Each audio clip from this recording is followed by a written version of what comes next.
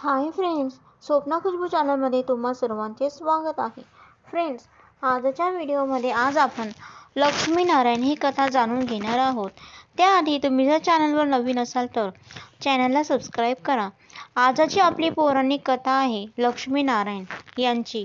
एकदा काय होते, लक्ष्मीनारायण दोघे गप्पा मारत बसले होते आणि नवरा बायको गप्पा मारत बसले म्हणजे सुरुवातीला आनंदी आनंद असतो, पण हळूहळू गप्पांचे रूपांतर हलके फुलके व्यंगात कधी बदलेल काही सांगता येत नाही.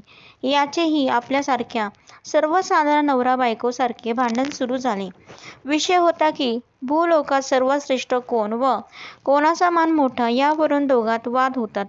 मग वाद विकोपाला जात आहे हे लक्षात येताच नारायण म्हणतात की जरा थांब, आपण शर्यत लावू की दोघांपैकी कोण श्रेष्ठ, कोण मोठा व कोणाचा मान मोठा.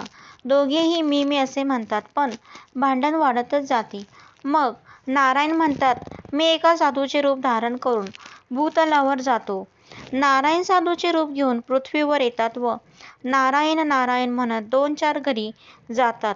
प्रत्येक ठिकाणी त्यांचा मान सन्मान केला जातो. नारायण खुश होतात, पण लक्ष्मी म्हणते, जोपर्यंत मी पृथ्वीवर येत नाही तोपर्यंत तुम्हाला कळणार नाही की माझे महत्त्व काय आहे ते. तेवढ्यात नारायणाला समोर एक घर दिसते आणि ते तिघे जाऊन भिक्षा मागतात व त्या घरातील कर्ता माणूस समोर येऊन त्यांचे आदरातिथ्य करतो. त्यांना घरात बोलावून त्यांची पाद्यपूजा केली जाते व जेवणात वेगवेगळे पदार्थ बनवले जातात.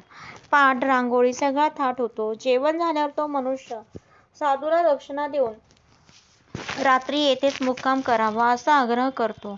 लक्ष्मी हे सगळे पाहत असते व ती म्हणते, स्वामी, तुम्ही खूप आनंदी दिसता व मला सोडून तिथेच राहायचा विचार दिसतोय. थांबा, मी आलेच बघा आता. मग काय, लक्ष्मी म्हातारीचे रूप घेऊन तिथे येते व त्यासह गृहस्थाला म्हणते, पोरा, काही शिळं पाकळं अन्न असेल तर दे बाबा, 2 दिवस झाले पोटात अन्न नाही. नारायण ओळखतात की ही तर लक्ष्मी दिसते. दोघेही एकमेकांना नजरानजर करून शांत बसतात. तो व्यक्ती म्हणतो, बसा ना आजी, शिळं अन्न का बरे, आज आमच्याकडे इतके सारे पक्वान्न बनवले आहेत. बसा, मी तुम्हाला जेवायला वाढतो. लक्ष्मी जेवायला बसते व आपल्याजवळचे सगळे भांडी जेवायला काढते. त्यात सोन्याचे ताट, वाटी, तांब्या, पेला, चमचा असे सगळे होते. हे बघून तो माणूस म्हणतो, आजीबाई, हे सोन्याची भांडी कसे आलेत तुझ्याकडे? कोणाचे चोरले नाहीस ना? ती म्हणते, नाही रे पोरा, हे माझेच आहेस. तू वाढ मला लवकर, आता खूप भूक लागली. तेव्हा तो अगदी पोटभर जेवण त्या आजीबाईला खाऊ घालतो. तेव्हा लक्ष्मी त्यांच्यावर प्रसन्न होऊन त्याला सगळे सोन्याची भांडी देऊन टाकते. तो नको नको म्हणतो, पण ती म्हणते, अरे बाबा, मी रोज नवीन सोन्याच्या पात्रात जेवण करते.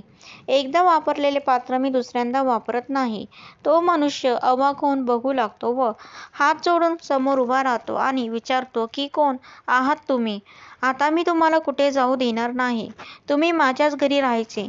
मी तुमचा रोज असाच पाहुणचार करेन. त्यांच्या मनात मोह जागा झाला.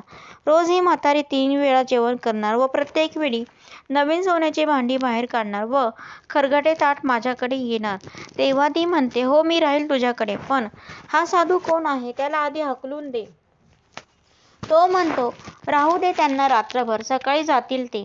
पण लक्ष्मी काही ऐकायला तयार नसते. ती म्हणते, हे इथे राहिले तर मी चालेल निघून. मग काय, तो व्यक्ती त्या साधूला म्हणतो, जा बाबा निघून, तुझे इथे काही काम नाही.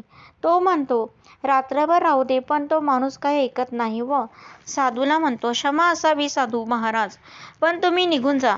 ते साधू महाराज निघून जातात व ती म्हातारी सुद्धा निघून जाते. पण लक्ष्मी जाताना त्या माणसाला म्हणते, मी आता जाते, पण माझा आशीर्वाद कायम तुझ्या सोबत राहील.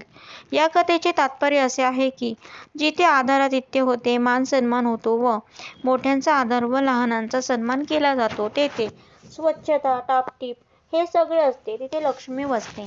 पण हल्ली साधू, संत, महंत, गौर, गरीब, दान, धर्म, पुण्य याला काही महत्त्व नाही. येथे फक्त पैसा बोलतो. त्यामुळे सगळे सोयरे दूर लोटून लक्ष्मीजवळ केली जाते. जेव्हा लक्ष्मीनारायण एकमेकांना भेटतात तेव्हा नारायण म्हणतात, आज या कलियुगात लक्ष्मीलाच मान आहे. साधू, संत, चांगले लोक याची किंमत शून्य आहे. तर अशी ही लक्ष्मीनारायणाची कथा. तर फ्रेंड, अशा प्रकारे आपली कथा इथे समाप्त होत आहे.